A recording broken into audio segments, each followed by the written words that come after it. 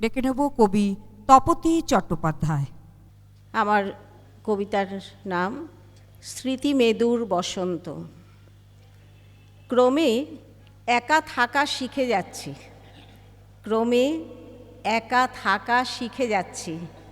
এই ফাগুন দিন, মিষ্টি হাওয়া, শিমুল পলাশের হাতছানি সব দু চোখে দেখে নিচ্ছি একা। অথচ এমন তো কথা ছিল না। অঙ্গীকার সে কি নাম যশে মুছে যায় বারবার।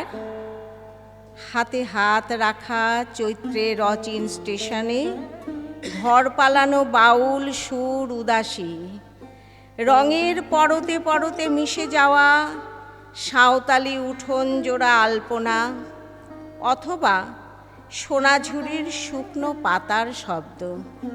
সেটা বৈধ না অবৈধ কবে ভাবলাম। এখন এই নিঃশব্দ দুপুরগুলো ভাবায়। অনেক স্মৃতি, অনেক গল্প, অনেক কিছু। রবীন্দ্র সুরে মগ্ন হতে হতে ভাবি স্বজন আমার চলে গেছে অনেক দূরে। ধন্যবাদ।